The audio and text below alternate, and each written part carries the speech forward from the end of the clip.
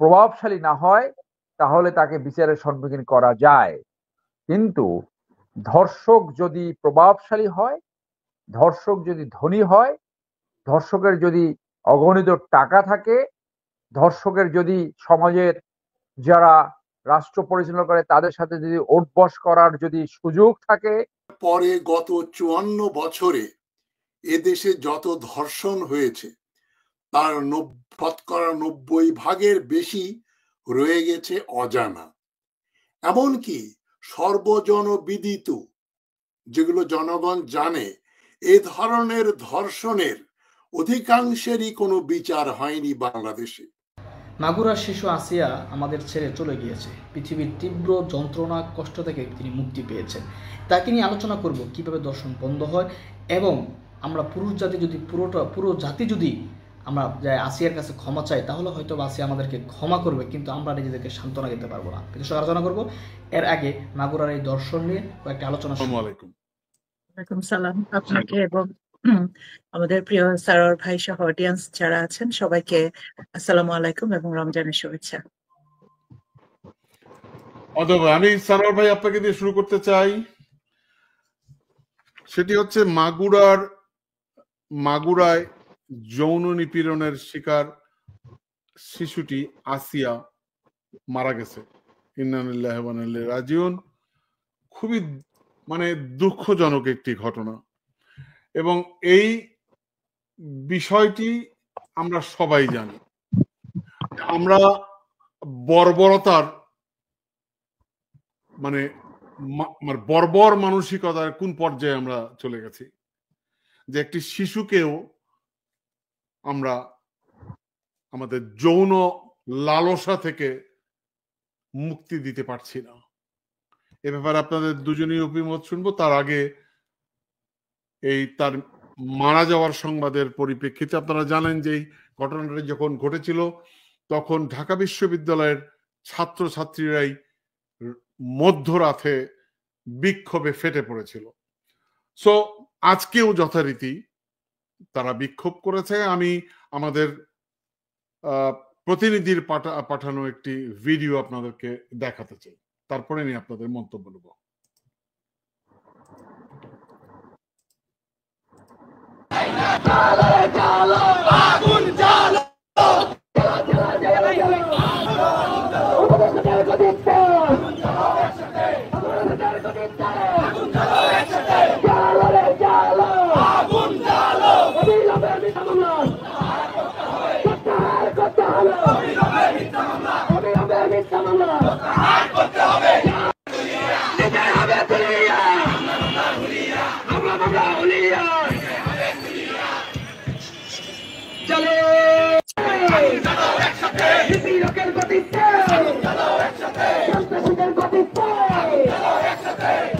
দর্শক, বর্তমানে আমরা আপনাদেরকে ঢাকা বিশ্ববিদ্যালয় থেকে সরাসরি যুক্ত করেছি এবং বর্তমানে আসিয়ার না ফেরার দেশে চলে যাওয়ার যে ব্যাপারটিকে ঘিরে বর্তমানে উত্তাল হয়েছে ঢাকির। আমরা দেখলাম এখন এটাকে কেন্দ্র করে, এই ঘটনাকে কেন্দ্র করে শাহবাগ খ্যাত, আমরা সবাই জানি যে শাহবাগ খ্যাত লাকি, তাকে সে নানানভাবে এসছে, এবং আমরা জানি ডক্টর ইমরান সরকার সেও মোটামুটি সক্রিয় হয়ে গেছে। সো এ ব্যাপারে আপনার মন্তব্য জানতে চাচ্ছি মিস্টার সারোয়ার। ধন্যবাদ আপনাকে, ধন্যবাদ আজকে সহলোচক এবং সুপ্রিয় দর্শক যারা এই প্রোগ্রাম শুনছেন। শুরুতেই আমার সমবেদনা প্রকাশ করছি যে পরিবার নৃশংসতার সঙ্গে যে মেয়েটি, একটি বাচ্চা মেয়ে, এইভাবে ব্রুটালি ধর্ষণে আক্রান্ত হয়ে শেষ পর্যন্ত মৃত্যুর কাছে হার মানলো, এই এই এই ঘটনা কোনোভাবে মেনে নেওয়া যায় না। এটা সমাজে চলতে দেওয়া যায় না।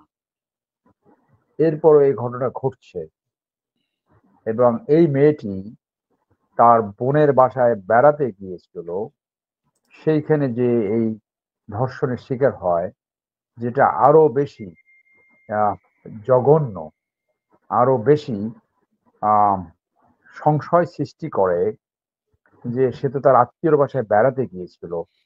বড় বোন তো মায়ের মতো, অর্থাৎ বলতে গেলে এই তার মায়ের সামনে এরকম ঘটনা ঘটলো, মেয়েটাকে আমরা বাঁচাতে পারলাম না। এই এনিমাল, এই পশু কোত্থেকে আসলো সমাজে?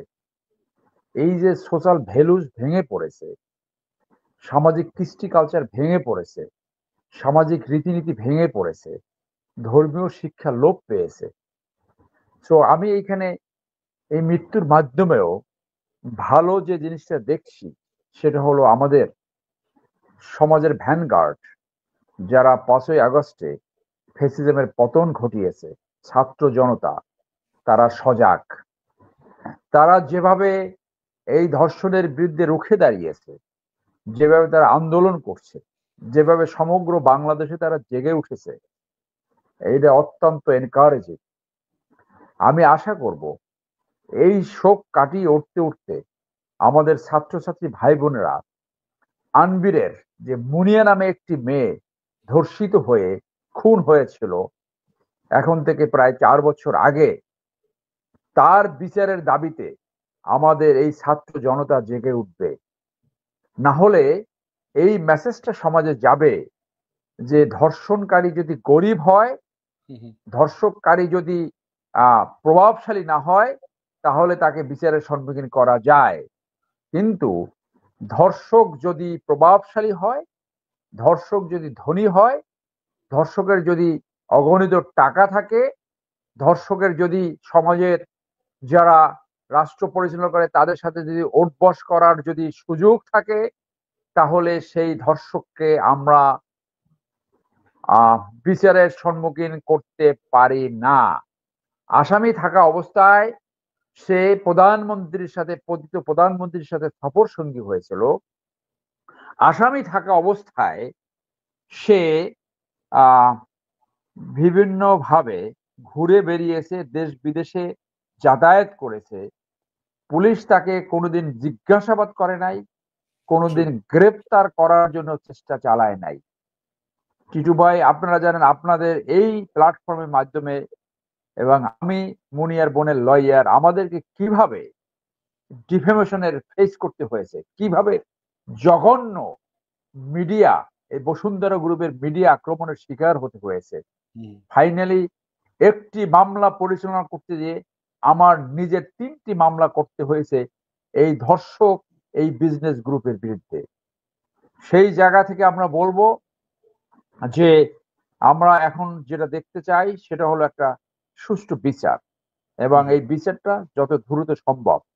তবে এই কথাটা যে সামনে এসছে যে তাকে ওপেন, যদি তার সর্বোচ্চ শাস্তি হয়, তাকে ওপেন কোনো মাঠে সেটা এক্সিকিউশন করা যায় কি না, সেটা সম্ভব।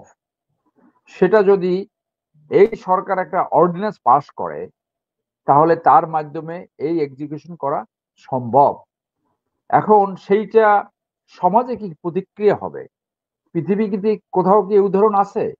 আমি ব্যক্তিগতভাবে ফাঁসির বিরুদ্ধে একজন মানবাধিকার কর্মী হিসাবে, এরপরও কিছু ঘটনা ঘটে যেটা মানুষের দাবি আসে ওপেন প্রকাশ্যে ফাঁসি কার্যকরী করার জন্য। প্রকাশ্যে ফাঁসি কিন্তু এখনো পৃথিবীর একটি দেশে হয়, সেটা হলো সৌদি আরব। যদি প্রমাণ হয় আদালতে, জনসম্মুখে তাকে তার গর্দান কতল করা হয়। তো উদাহরণ তো রয়েছে। তো এই মূল বিচারের মূল ব্যাপারটা হলো মানুষের কাছে এমন একটি মেসেজ দেওয়া যে সুষ্ঠু বিচার হয়েছে এবং তার বিচার দ্রুত কার্যকরী হয়েছে। তাহলেই এই যে মৃত্যুর আত্মা এবং তার আত্মীয় স্বজন হয়তো একটু শান্তি পাবে, একটু একটু মনের কষ্ট লাঘব হবে যে তারা অন্তত বিচারটা পেয়েছে। সমাজ হিসেবে সামাজিক জীব হিসেবে, এই সমাজের একজন মানুষ হিসেবে আমি অত্যন্ত লজ্জিত। আমার হার্ট ব্লিডিং হচ্ছে যে আমি আল্লাহর কাছে দোয়া করছিলাম যে এই মেয়েটা ফেরত আসুক, সে সুস্থ হয়ে আবার এই পৃথিবীতে আলো বাতাস দেখুক, তার জীবনটা পরিপূর্ণ হোক। তার এই ধর্ষণের ঘটনাটা একটা ঘটনা হিসেবেই পিছনে হয়তো থেকে যেত।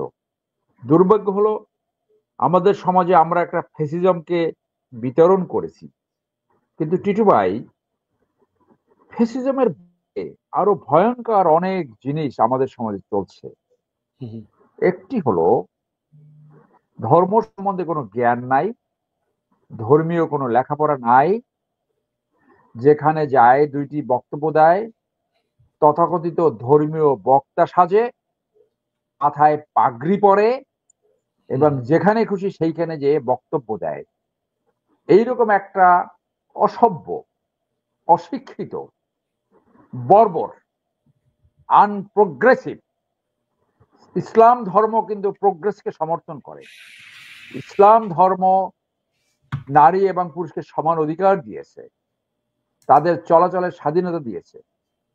ইসলামিক দেশে যদি কোনো মেয়ে একা চলাচল করতে পারে, সৌদি আরবে মেয়েদেরকে গাড়ি চালাবার অনুমতি দেওয়া হয়েছে, তাহলে বাংলাদেশে টাউট যেটাকে অলরেডি 500টা বিয়ে করেছে, কথায় কথায় মিথ্যা কথা বলে, সে বলছে মেয়েদেরকে মহরম নাকি, মানে তার ওই যে বাবা অথবা ভাই অথবা এরকম কাউকে নিয়ে চলতে হবে, না হলে যদি ধর্ষণের শিকার হয় তাহলে এই দায় দায়িত্ব তার। এই জানোয়ারকে তো এখনই গ্রেপ্তার করা দরকার। আবার এই জানোয়ারদের কিছু ফ্যানাটিক ফলোয়ার্স থাকে যারা মানে ওই জানোয়ার যা বলবে, এই অশিক্ষিত যারা ইসলামের বিপক্ষে বলবে, এই সব কথাবার্তা তো সম্পূর্ণ ইসলামের বিপক্ষে। কিভাবে এই কথা বলে? দেশের আইন বলছে মানুষের স্বাধীন চলাচলের স্বাধীনতা। আমাদের রাষ্ট্র এই জায়গাটায় হাত দেয় না, কারণ মনে করে যে এই জায়গাটায় কথা বললে কিছু ফ্যানাটিক খেপে যেতে পারে। তো যার জন্য এই ফ্যাসিজমের চেয়ে ভয়াবহ এই কতিপয় ধর্ম ব্যবসায়ী তথাকথিত ইসলামী বক্তা সেজে নিজেই নারী নির্যাতনে লিপ্ত হয়, নিজেই চাঁদাবাজে লিপ্ত হয় এবং কমপ্লিটলি ধর্মীয় অনুশাসনের বিপক্ষে যায় কথা।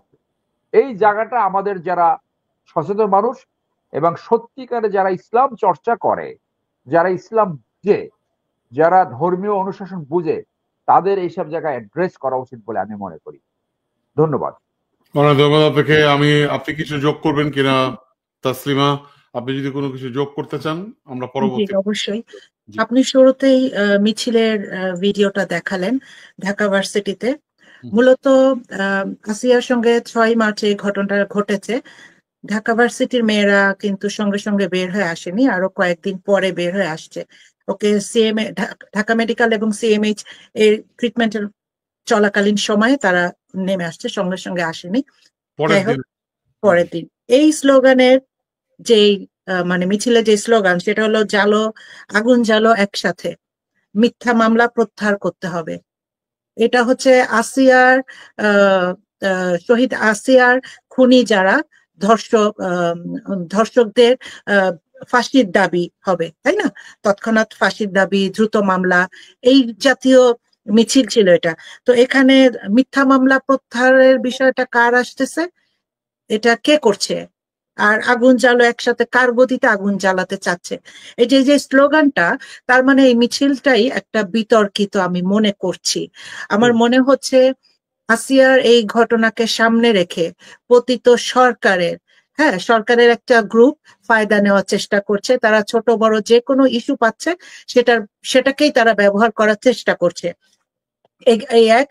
আর তারপর আরেকটা হচ্ছে ব্যারিস্টার সারোয়ার ভাই বললেন প্রকাশ্য ফাঁসির দাবির বিষয়টা, আমি এটা ভাইয়ার সঙ্গে পুরোপুরি সমর্থন করছি। যদিও ফাঁসিটা এখনকার পশ্চিমা বিশ্ব সাপোর্ট করে না, কিন্তু আমেরিকার অনেক জায়গাতেই তো কিন্তু ফাঁসি দেওয়ার ব্যবস্থা আছে, তাই না ভাইয়া? আপনার যে বিষ প্রয়োগ করে অথবা ইলেকট্রিক চেয়ারে রেখে। তো তার থেকেও বড় কথা যে বাংলাদেশ এখন অতখানি সভ্য হয় নাই। হ্যাঁ ভাইয়া, আরেকটা বিষয় অ্যাড্রেস করছেন যে এই যে মোল্লাগুলো, ভণ্ড মোল্লা, এই আবু তাহা একজন, যিনি আবু তাহা আদনান, যে বললেন মাহরাম ছাড়া মহিলারা বের হলে তাদের যদি আক্রমণ হলে সেটা জায়েজ, এই হিসাবে উনি বললেন, তাই না? এই জিনিসগুলো আসলে এখন আমার মনে হয় সরকারের দেখার প্রয়োজন রয়েছে। শুধু এই না, আরেকটা বিষয়, আপনারা, আমি জানি না আসলে এই বিষয়টা নিয়ে এর আগে আমি এবং এই টিটু ভাই নাগরিক টিভিতে কথা বলেছিলাম, ব্যারিস্টার সারোয়ার ভাইয়ের উদ্দেশ্যে আবার বলছি, সেটা হলো যে আপনি দেখেছেন জামাতের আমির, সে যেই ভঙ্গিমায় বাচ্চা ছেলেদেরকে আদর করার নামে ঠোঁটে চুমু খাচ্ছে, অত্যন্ত অশালীন ছিল।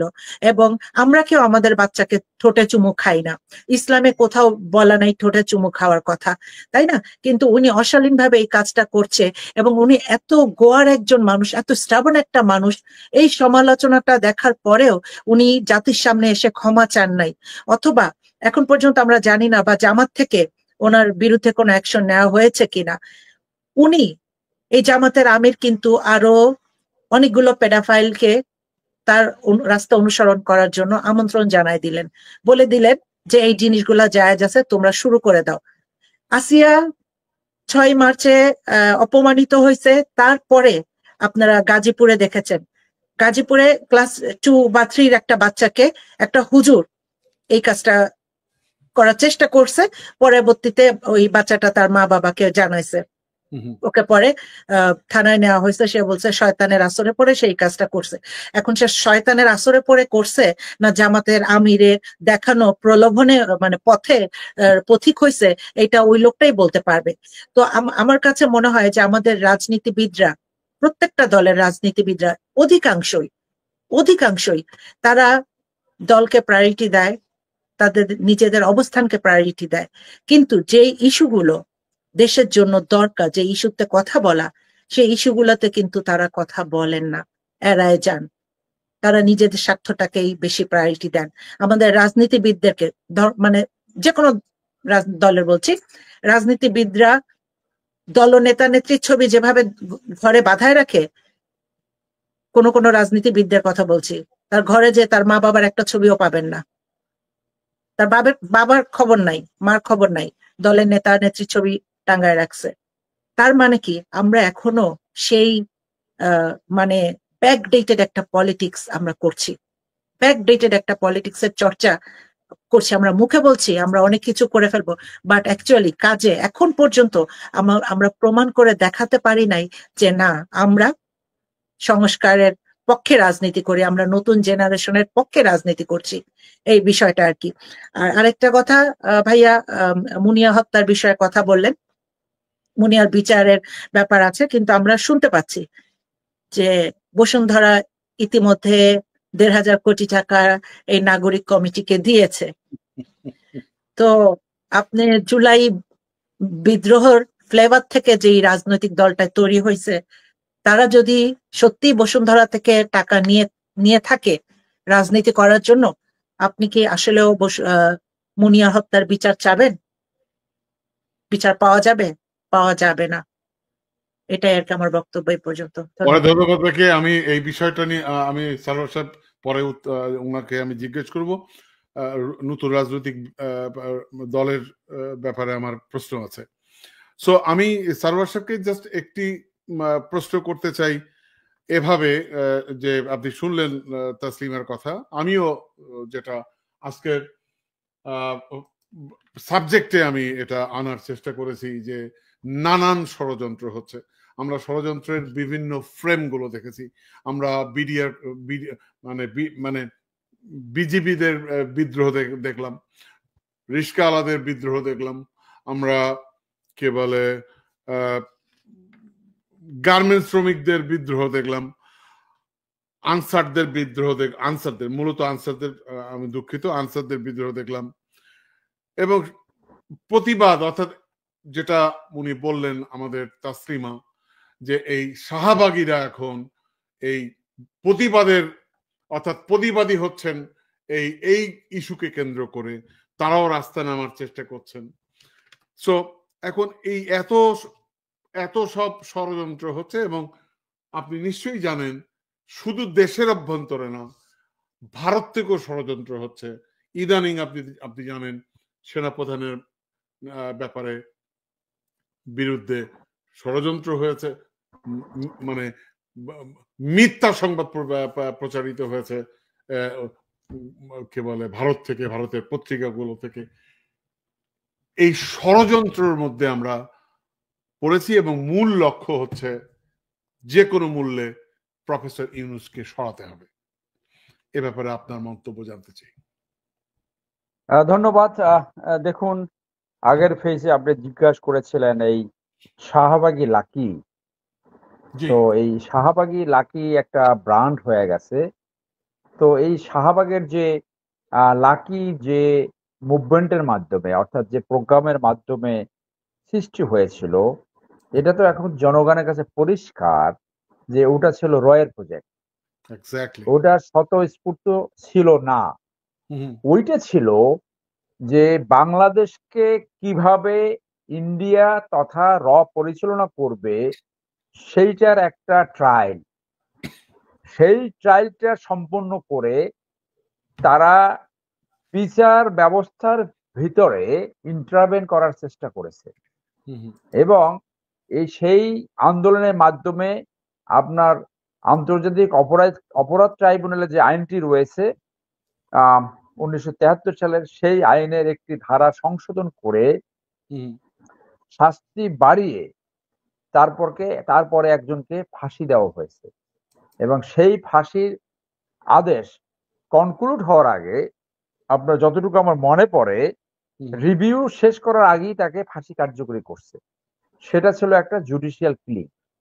তাই এই যে রয়ের প্রজেক্ট, এই প্রজেক্টের যে এই লাকি, অর্থাৎ লাকি যেহেতু বাংলাদেশের সংবিধান এখনো বহাল রয়েছে, এই সংবিধান অথবা পেনাল কোডের 120-এর ক, যেটা রাষ্ট্রের প্রতি ষড়যন্ত্র, সেই ধারা ব্যবহার করে এদের বিরুদ্ধে বিচার করা উচিত। এই কারণে যে তারা 2011 সালে সেই তথাকথিত শাহবাগ আন্দোলনের মাধ্যমে যে বাংলাদেশকে ইন্ডিয়ার করার তলে রয়ের একটা ইনস্ট্রুমেন্টাল একটা কান্ট্রি বানাবার জন্য যে ষড়যন্ত্র তারা করেছিল, সেই ষড়যন্ত্র আবার শুরু হয়েছে।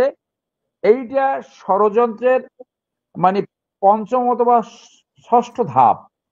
ষড়যন্ত্র শুরু হয়ে গেছে ইউনূস সরকার গঠনের সাথে সাথে। সেই ষড়যন্ত্রের বহিঃপ্রকাশ আমরা দেখেছি আনসার বিদ্রোহ, গার্মেন্টস বিদ্রোহ, শ্রমিক বিদ্রোহ, ছাত্র বিদ্রোহ, কথায় কথায় আন্দোলন। তো এই জন্য যে আজকে বাংলাদেশ বিনির্মাণের যে একটি সুযোগ আসছে, বাংলাদেশ পুনর্গঠনের যে একটা সুযোগ আসছে, এই সুযোগ যাতে আমরা বাংলাদেশিরা, আমরা দেশপ্রেমিক নাগরিক যারা বাংলাদেশকে ভালোবাসে, যারা বাংলাদেশের সুশাসন, ন্যায় বিচার, গণতন্ত্র দেখতে চায়, যারা বাংলাদেশের উন্নয়ন দেখতে চায়, যাতে বাংলাদেশ এই রাষ্ট্র গঠনের সুযোগ না পায়, সেই জন্য চতুর্মুখী ষড়যন্ত্র চলছে। এটা তো পরিষ্কার। এবং এই সরকার হলো এই 5ই আগস্টের বিপ্লবের ফসল। তাহলে 5ই আগস্টের বিপ্লবের মাধ্যমে পতন হলো কার? আওয়ামী ফ্যাসিজমের। আওয়ামী ফ্যাসিজম কার প্রোডাক্ট ছিল? Indian product. কার প্রোডাক্ট ছিল? রয়ের প্রোডাক্ট। তাহলে ইন্ডিয়া তার সর্বোচ্চ চেষ্টা চালাবে এই অন্তর্বর্তীকালীন সরকার, অর্থাৎ ইউনূস সরকারকে বেকায়দায় ফেলে, ইউনূস সরকারকে ব্যর্থ করে, ইউনূস সরকারকে সরিয়ে তাদের পছন্দ মতন একটি সরকার এখানে বসানো। এবং সেইটার বহিঃপ্রকাশ আমরা দেখেছি যে সাধারণত চিফ অফ আর্মি স্টাফরা এক্সটার্নাল অ্যাফেয়ার্স নিয়ে কথা বলে না, সেইটা তাদের জুরিসডিকশনে থাকে না। আমরা দেখলাম তার জুরিসডিকশনের বাইরে গিয়ে ইন্ডিয়ান সেনাপ্রধান বললেন যে বাংলাদেশের সেনাপ্রধানের সাথে তার সব সময় যোগাযোগ ছিল 5ই আগস্ট পর্যন্ত। তারপর তিনি বললেন যে বাংলাদেশের নির্বাচিত সরকারের সাথে তিনি সম্পর্ক করবে, ইন্ডিয়া সম্পর্ক করবে। Who is he? সে তো, তার তো জুরিসডিকশনে এটা আসে না। অর্থাৎ সে বাংলাদেশকে মনে করছে 2009 থেকে 24 পর্যন্ত একটা অলিখিত যে কলোনি অথবা একটি প্রদেশ, সেই ভাষায় উনি কথা বলছেন যে বাংলাদেশের সব সাবসার্ভিয়েন্ট টু ইন্ডিয়া এবং তার কথা মতো চলবে। তাহলে বাংলাদেশের জনগণকে বুঝতে হবে ইন্ডিয়ান প্রজেক্ট হলো এই অন্তর্বর্তী সরকার যাতে সাফল্যমণ্ডিত না হয়। ইন্ডিয়ার প্রজেক্ট হলো বাংলাদেশে যাতে এই অচল অবস্থা চলে। ইন্ডিয়ান প্রজেক্ট হলো যাতে সঠিক সংস্কার না হয়। ইন্ডিয়ান প্রজেক্ট হলো বাংলাদেশে অচল অবস্থা সৃষ্টি করা। দুর্ভাগ্য হলো সত্য যে বিএনপি সৃষ্টি হয়েছিল জনস্বার্থ এবং দেশের স্বার্থ রক্ষার্থে। ইন্ডিয়ান বিপক্ষে ইন্ডিয়ান বিরুদ্ধে যদি ভূমিকা নিতে হয়, প্রেসিডেন্ট জিয়া সেই ভূমিকা নিয়েছিলেন। মালদ্বীপের প্রেসিডেন্ট মজ্জু, ডক্টর মজ্জু 5 লক্ষ লোকের একজন নেতা হয়ে তার ক্যাম্পেইন ছিল ইন্ডিয়া খেদাও, কিক আউট ইন্ডিয়ানস, এবং মালদ্বীপের জনগণ সেটাকে গ্রহণ করছে। আমি জানি না, আমার বুঝতে কষ্ট হয় যে বিএনপির 2-1 নীতি নির্ধারক ইন্ডিয়ানরা এক্স্যাক্টলি যেটা চায় ঠিক সেইটি বিএনপির কারো না কারো মুখ থেকে বলাতে পারছে। বিএনপি তো শুরুতে বলেছিল এই সরকারকে সর্বাত্মক সহযোগিতা করবে। আমি মনে করি এই সহযোগিতা তাদের কন্টিনিউ করা উচিত। আমি মনে করি যে এইটা একটা দেশ পুনর্গঠনের সুযোগ। একইভাবে বিএনপির ভিতরে যারা লুটেরা, বিএনপির ভিতরে যারা চরিত্রহীন, বিএনপির ভিতরে যারা মানি লন্ডারিং, বিএনপির ভিতরে যারা জাতীয়তাবাদী আদর্শ ফলো করে না, যারা 2001 থেকে 6 করাপশন করেছে, তাদেরকে দূরে সরায়া জিয়াউর রহমানের ওই পলিসিটাকে সামনে আনা দক্ষ, যোগ্য, সৎ, দেশপ্রেমিক লোক। তাহলে সেইটা যদি হয় তাহলে কিন্তু এই নতুন যে দলগুলা, নতুন যে উদ্যোগগুলো হয়েছে, সেই উদ্যোগগুলা কিন্তু মানুষ তখন বলবে না, যে বিপ্লবের আকাঙ্ক্ষা সেইটা তো বিএনপি সেইভাবে মডিফাইড হচ্ছে। বিএনপি যদি মডিফাইড না হয়, তাহলে যদি মানুষের ভিতরে এই ধারণা ঢুকে যায় যে বিএনপি নীতি নির্ধারকরা ইন্ডিয়ান পদলোহনকারী পলিসি ফলো করছে, তাহলে কিন্তু বিএনপির যে জাতীয়তাবাদী যে জায়গাটা, সেই জায়গাটা কিন্তু শিফট হয়ে এই নতুন যে পার্টিগুলো হচ্ছে সেইখানে শিফট হতে পারে। এটা আমার নিজের অ্যাসেসমেন্ট থেকে আমি এই কথাটা বললাম, আরো অনেক জায়গায় বলেছি। বিকজ বিএনপিকে এটা পার্থক্য করতে হবে যে ইন্ডিয়া যেটা চাচ্ছে তাদের মুখ থেকে সেটা বের হচ্ছে না। That is not their activities, এইটা তাদের কর্মসূচি না। তারা প্রফেসর ইউনূসকে পরিপূর্ণভাবে সমর্থন করছে। প্রধান সংস্কার হবে, এট দ্য সেম টাইম নির্বাচন হবে, এইটা হওয়া উচিত। কিন্তু ওই ইন্ডিয়ান প্রজেক্টে ইন্ডিয়ান ওই খাদে যদি পাড়া দেয়, ওই চালাকিতে যদি পাড়া দেয়, তাদের যে প্রতারণায় যদি পাড়া মারা গেল, লজ্জা কি তুমি পাবে না ও বন্ধু?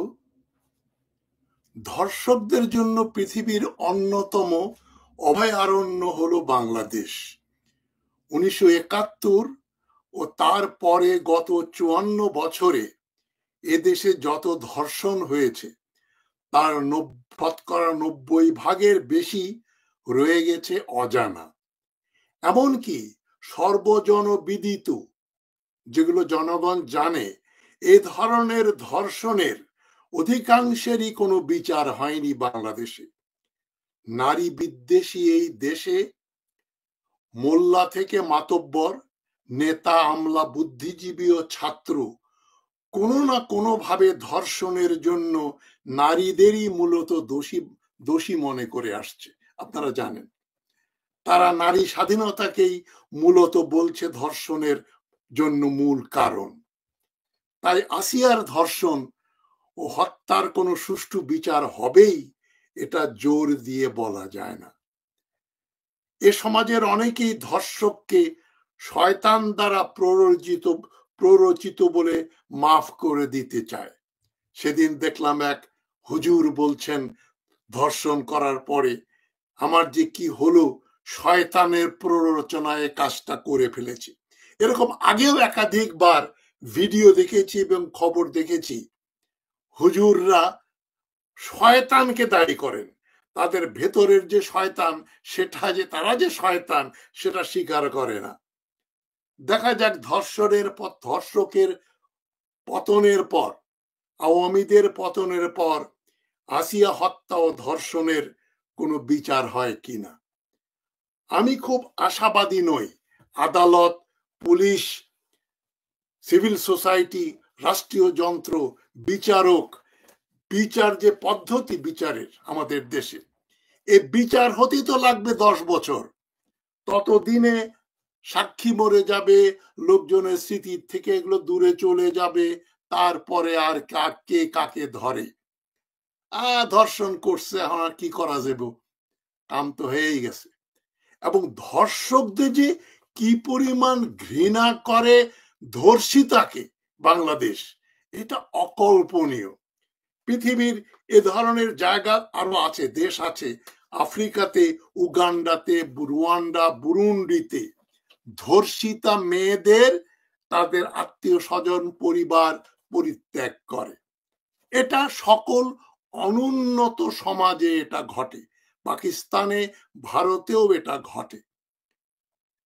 আপনি আপনারা যারা উমরাও যান ছবিটা দেখেছিলেন, রেখার অভিনীত উমরাও যান, সেখানে উমরাও যান লখনৌয়ের এক পতিতালয়ে পতিতা হতে বাধ্য হলো, কেননা তাকে ডাকাতেরা ধরে নিয়ে ধর্ষণ করেছিল। তাই তার বাবা মা ভাই কেউ তাকে গ্রহণ করলো না। যেন দোষ হচ্ছে ওই উমরাও যান যে ধর্ষিত হলো। এটা কিন্তু বাংলাদেশের সমাজে একটু আঁচড় দিলেই দেখবেন।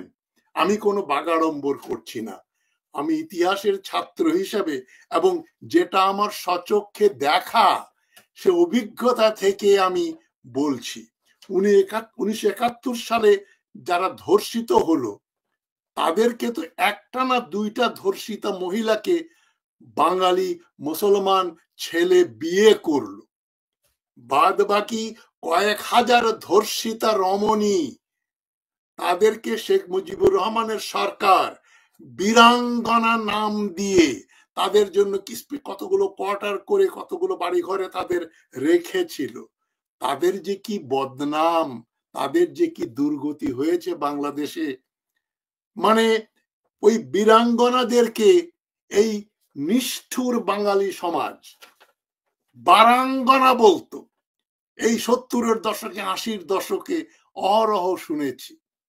ফেরদৌসী প্রিয় ভাষিনী সাহস করে তিনি যে 71 সালে পাকিস্তান সেনাবাহিনী দ্বারা ধর্ষিতা হয়েছেন সেটা বলে পরে তিনি প্ল্যাটফর্মে কথা বলতে পারতেন। কিন্তু 71-এর ধর্ষিতা মেয়েদেরকে এমন এমন ঘটনা, হৃদয় বিদারক ঘটনা পড়েছি। বাবা মেয়েকে ওই বীরাঙ্গনা হোস্টেলে ফেরত দিয়ে আসছে যে মা তোমাকে তো আর আমি ঘরে নিতে পারবো না, তুমি তো ধর্ষিতা, তুমি নষ্ট হয়ে গেছো। যারা ধর্ষণ করলো তাদের কোনো বিচারও কিন্তু হলো না। ওই যে 195 জন না কতজনকে বিচার করার কথা ছিল পাকিস্তানি সেনা অফিসারদের, সেটাও শেখ মুজিবুর রহমান মাফ করে দিলেন। এবং শুধু পাকিস্তান সেনাবাহিনী ধর্ষণ করেছে তাই না, বাঙালি সেনাবাহিনীও করেছে চট্টগ্রামের, পার্বত্য চট্টগ্রামে। এ ধরনের ভুরি ভুরি নজির আছে। বাঙালি পুলিশ, বাঙালি মিলিটারি, এবং ওই যে একটা দোষ দেয়া হয় হিজাব পরে না, পর্দা করে না, তাই তাদেরকে ধর্ষণ করা হয়। আপনাদের তনু হত্যার কথা মনে আছে? হত্যা ও ধর্ষণ আপনারা তো সব তাড়াতাড়ি সব ভুলে যান, আমি মনে রাখি। কুমিল্লা ক্যান্টনমেন্টে একটা ঘটনা ঘটলো, একজন হিজাবধারী মহিলাকে সেনাবাহিনীর লোকেরা ধর্ষণ করলো, ধর্ষণ করে তাকে হত্যা করলো। এই তো 5-7 বছর আগের ঘটনা। কি হলো? কেউ জানে না কি হলো, কিছুই হলো না। সুতরাং এ দেশে ধর্ষকদের বিচার হয় না, ধর্ষিতাদের লোকে ঘৃণা করে। ধর্ষিতারা মরে গেলেই তারা বেঁচে যায়। যেমন সালিশের উপর, বাংলাদেশে যে সালিশ হয় গ্রামে, যে মেয়েদেরকে পেটানো হতো বিভিন্ন অজুহাতে, হুজুর এবং মাতব্বররা মিলে হিল্লা বিয়ের ব্যবস্থা করত, মেয়েদেরকে কিভাবে যে নাস্তানাবুদ করতো, বেত মারতো।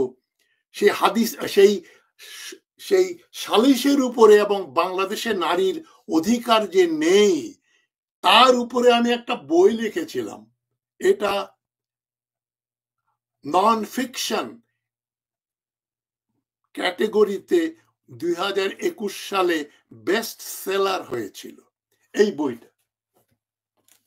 এই যে women and Islam in Bangladesh beyond subjection and tyranny, এটা আমি 2000 সালে লিখেছিলাম এবং সেখানে আমি 5 বছর গবেষণা করে যেটা দেখেছি এবং দেখিয়েছি আমার বইতে, যে গ্রামীণ সমাজ, এটা গ্রামীণ সমাজের উপরে যে সালিশের উপরে লিখেছি, ওই মাতব্বর মোল্লা গ্রামের মাতব্বরদের যারা সান্ডা পান্ডা তারা সবই প্রচন্ড রকম নারী বিদ্বেষী। যে গ্রামীণ ব্যাংক এবং ব্র্যাকের মাধ্যমে যখন মহিলারা কিছুটা উন্নয়ন, কিছুটা ক্ষমতায়নের দিকে যাওয়া শুরু করলো, গার্মেন্ট ফ্যাক্টরিতে যখন যারা কাজ শুরু করলো, তার কট্টর বিরোধী হয়ে গেল মোল্লা শ্রেণী, গ্রামীণ শ্রেণী এবং বাংলাদেশের অনেক লোকজন। তারা কিন্তু সব মরে যায় নাই, তারা তাদের নারী বিদ্বেষ নিয়ে ঘুরে বেড়াচ্ছে। শুধু মোল্লাদের দোষ দিলে কি হবে, মাতব্বরদের দোষ দিলে কি হবে? স্যুট টাই পরা একেবারে অভিজাত শ্রেণীর বাংলাদেশি ভদ্রলোক, জাতীয় সংসদের সদস্য, মন্ত্রী, গায়ে একটা আঁচড় দেন, দেখবেন লেখা আছে নারী বিদ্বেষী।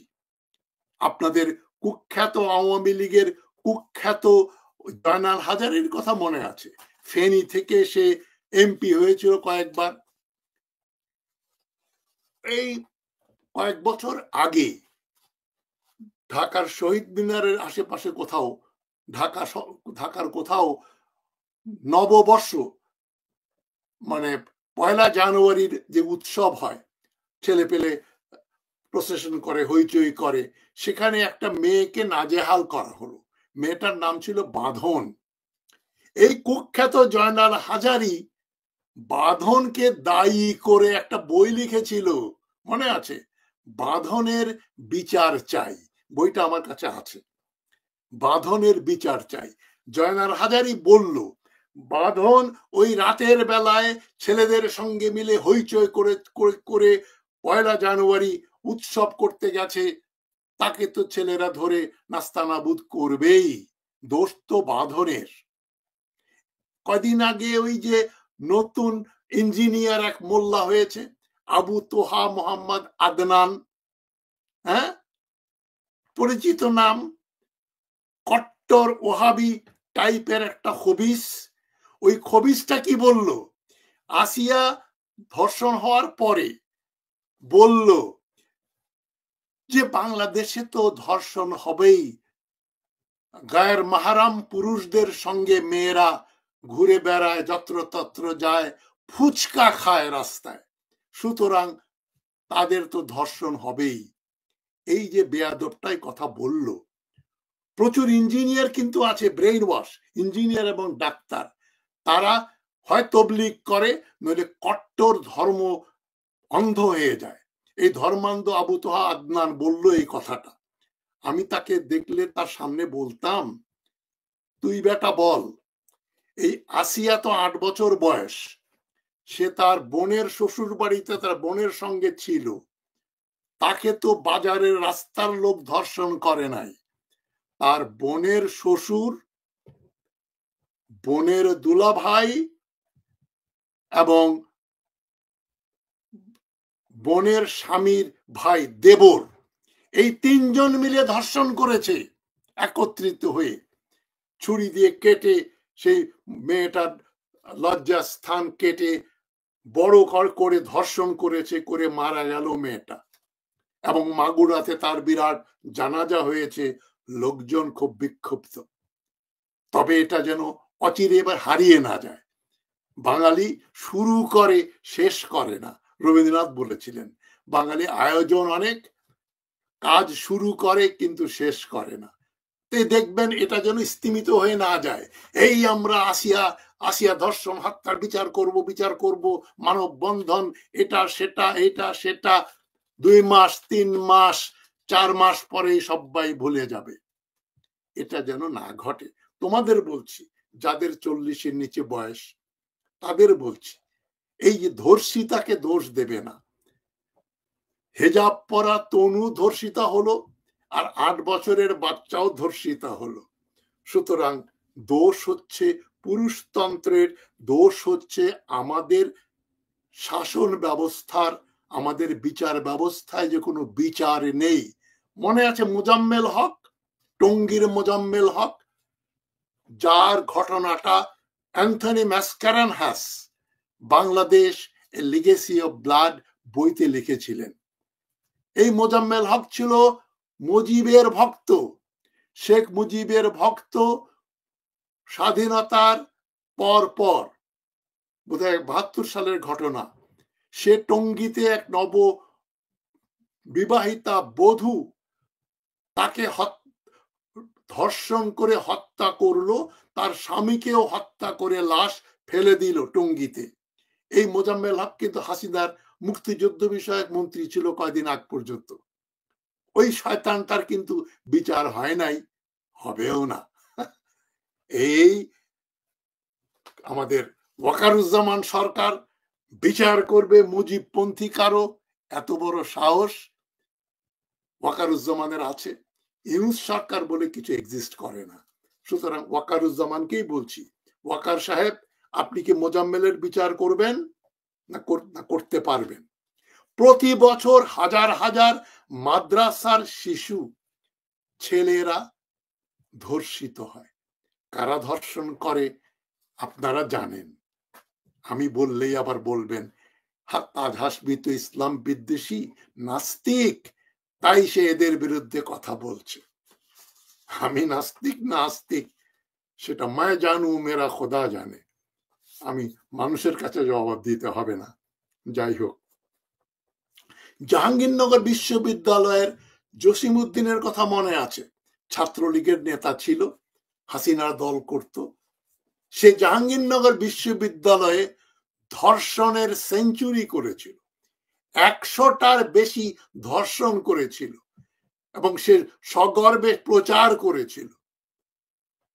আশেপাশের বন্ধু বান্ধবরা বলল, বাপের বেটা একখান, আমরা কি করলাম, 100টা রেপ করছে, আরে বাপের বেটা জবরদস্ত। হাসিনাও কিছু বলল না, সে বিদেশে চলে গেল, পরে বিদেশে গিয়ে মারা গেল। জসিমউদ্দিনের বিচার হয়নি। 100টা ধর্ষণ করেছে, সে স্বীকার করেছিল। তনু হত্যা আর এই যে 100 ধর্ষণ, এগুলোর কোনোদিন বিচার হবে না। তখন ধর্ষকদেরকে বেনিফিট অফ দ্য ডাউট দেবে অনেকেই, বলবে উনি তো বলেছে শয়তানের প্ররোচনায় হুজুর এই কাজটা করে ফেলেছেন, মাফ করে দেওয়াই তো আল্লাহর এই যে সালিশের যে বইতে আমি যে তথ্যগুলো দিয়েছি, কয়েক শত কেস স্টাডি করে রাতের পর রাত, দিনের পর দিন, রাত জেগে দিন জেগে ওই লেখাগুলো লিখেছি। সেখানে গ্রামে ধর্ষণ হয়, ধর্ষণ হলে ওই ধর্ষিতাকে নিয়ে এসে বিচারের একটা প্রহসন হয় সালিশে, এবং ওই যে যারা অশ্লীল মাতব্বর গুলো গ্রামের, তারা ওই ধর্ষণের ঘটনা শুনতে চায়। তারপরে কি হলো বল, তুই আগে গেলি নাকি হে তোর কাছে আসলো? হয়তো প্রেম ছিল, বলে যে আমিও গেছি, সেও আসছে, আমারে কইছিল বিয়া করব, তারপরে ধর্ষণ হয়েছে, পেটে বাচ্চা হয়েছে। এই হারামজাদির দোষ। ওই যে হারামজাদা ধর্ষণ করলো তার কোনো দোষ নাই, এর দোষ 50টা জুতা মার। অনেক ক্ষেত্রে ওই ছেলের সঙ্গে ধর্ষিতার বিয়ে দিয়ে দেওয়া হচ্ছে, অ্যাজ ইফ যে ধর্ষিত হয়েছে সে তার ধর্ষককে বিয়ে করতে চায়। কোন ধর্ষিতা মেয়ে যে তার ধর্ষককে বিয়ে করতে চাইবে না।